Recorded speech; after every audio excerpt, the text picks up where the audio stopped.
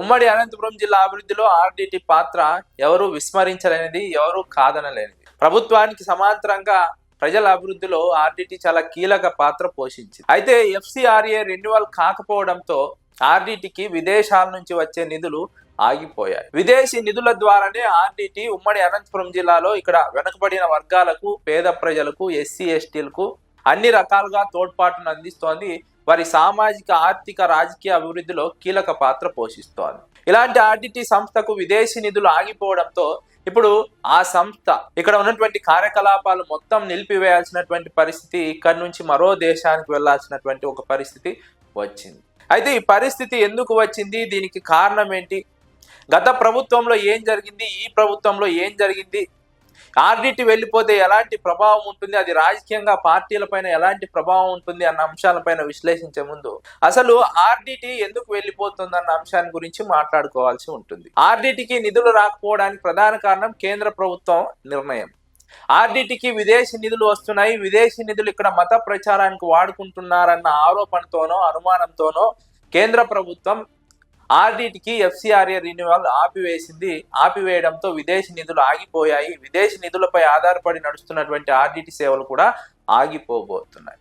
జగన్మోహన్ రెడ్డి హయాంలో కూడా ఇలాంటి ప్రతిపాదనే వచ్చింది, ఆర్డిటికి ఎఫ్సిఆర్ఏ రెన్యువల్ ఆపివేయాలని. కానీ జగన్మోహన్ రెడ్డి ఆ రోజు స్వయంగా వెళ్లి జోక్యం చేసుకొని ఎఫ్సిఆర్ఏ రెన్యువల్ ఆపివేయకూడదు, ఆర్డిటి లాంటి ఉన్నత సేవలు అందిస్తున్నటువంటి సంస్థ కొనసాగాలి, ఆ సంస్థ సేవలు ప్రజలకు చాలా ముఖ్యమైనవి, విదేశీ నిధులు ఆపవద్దు అంటూ ఆ రోజు కేంద్ర ప్రభుత్వాన్ని రిక్వెస్ట్ చేసుకున్నారు. కేంద్ర ప్రభుత్వం జగన్మోహన్ రెడ్డి అభ్యర్థన మేరకు ఆర్డిటికి ఎఫ్సిఆర్ఏ రెన్యువల్ కొనసాగించింది. దాంతో ఆర్డిటి సేవలు ఎలాంటి ఆటంకం లేకుండా నిరంతరాయంగా కొనసాగాయి. కానీ ఇప్పుడు తెలుగుదేశం కూటమి ప్రభుత్వం అధికారంలోకి వచ్చిన తర్వాత మళ్ళీ బీజేపీ ప్రభుత్వం ఆర్డిటి ఎఫ్సిఆర్ఏ రెన్యువల్ కోసం కొర్రీలు పెడుతూ వచ్చింది. ఈ అంశంపైన జిల్లా ప్రజలంతా పోరాడారు. జిల్లా ప్రజల పోరాటంతో రాష్ట్ర ప్రభుత్వం దిగివచ్చి ఆర్డిటి సంస్థ ఎఫ్సిఆర్ఏ రెన్యువల్ కొనసాగింపు గురించి కేంద్రంతో మాట్లాడతామని హామీ ఇచ్చింది. కేంద్రంతో మాట్లాడారు. రేపో మాపో ఎఫ్సిఆర్ఏ రెన్యువల్ అవుతుందంటూ ఆశలు కల్పించారు. కానీ దాదాపు 6 నెలలుగా పూర్తి అవుతోంది. ఎఫ్సిఆర్ఏ రెన్యువల్కి సంబంధించి ఎలాంటి సమాచారం లేదు. ఎఫ్సిఆర్ఏ రెన్యువల్ అవుతుందో లేదో కూడా తెలియదు. అందుకే ఆర్డిటికి సంబంధించినటువంటి కార్యకలాపాలు ఎక్కడికక్కడ నిలిచివేసే పరిస్థితి ఏర్పడింది. ఇప్పటికే ఆర్డిటి స్టేడియంను లీజ్కి ఇవ్వాలన్న ఒక ప్రతిపాదన ఆర్డిటి చేస్తోంది. అదేవిధంగా కనేకల్, కళ్యాణదుర్గంలో ఉన్నటువంటి ఆసుపత్రులను మూసివేయాలని ఆర్డిటి నిర్ణయం తీసుకున్నట్టుగా రాజకీయ వర్గాల్లో ప్రచారం సాగుతోంది. దీనంతటికీ రాష్ట్ర ప్రభుత్వం వ్యవహరిస్తున్నటువంటి తీరే ప్రధాన కారణం. రాష్ట్ర ప్రభుత్వ అభ్యర్థనను కేంద్ర ప్రభుత్వం పట్టించుకోవడం లేదు. అందుకే ఆర్డిటికి సంబంధించినటువంటి ఎఫ్సిఆర్ఏ రెన్యువల్ విషయంలో ఇంకా మీనమేషాలు లెక్క పెడుతున్నారు, జాప్యం జరుగుతోంది. అసలు ఒక్కోసారి ఆర్డిటి ఎఫ్సిఆర్ఏ రెన్యువల్ కూడా జరగదు అంటూ కూడా వార్తలు వస్తున్నటువంటి ఒక సందర్భం. అయితే ఇది జిల్లా ప్రజలను తీవ్రంగా కలిసివేస్తోంది. ఇందులో రాష్ట్ర ప్రభుత్వ వైఫల్యమే స్పష్టంగా కనిపిస్తోంది.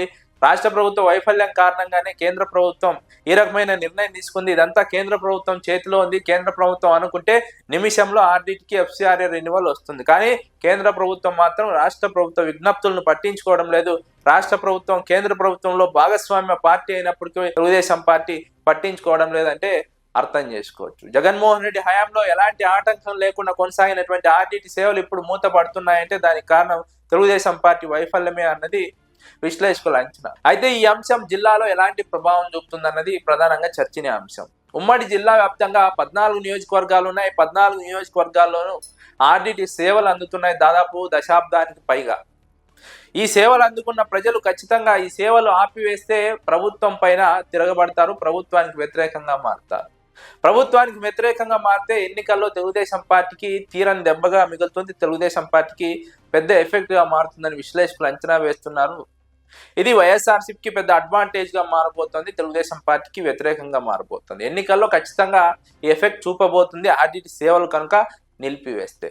అయితే తెలుగుదేశం ప్రభుత్వం ముఖ్యంగా ఈ అంశం పైన యుద్ధ ప్రాతిపదికన కేంద్ర ప్రభుత్వంతో మాట్లాడి ఎఫ్సిఆర్ఏ రెన్యువల్ చేయించుకోగలిగితే తెలుగుదేశం పార్టీ పట్ల ఎంతో కొంత ప్రజలకు సానుభూతి ఉండే పరిస్థితి ఉంటుంది. కానీ ఈ అంశంలో కనుక తెలుగుదేశం పార్టీ నిర్లక్ష్యం వహిస్తే, జాప్యం చేస్తే, ఆర్డిటి ఇక్కడ నుంచి వెళ్ళిపోతే దాని ఎఫెక్ట్ తెలుగుదేశం పార్టీపై తీవ్ర స్థాయిలో ఉంటుందని విశ్లేషకులు అంచనా వేస్తున్నారు. 14 మంది తెలుగుదేశం పార్టీ ఎమ్మెల్యేల పైన తీవ్ర స్థాయిలో ప్రభావం ఉంటుంది. తెలుగుదేశం పార్టీ ఎమ్మెల్యేలంతా ఓడిపోవడానికి చాలా అవకాశం ఉంటుందని విశ్లేషకులు అంచనా వేస్తున్నారు.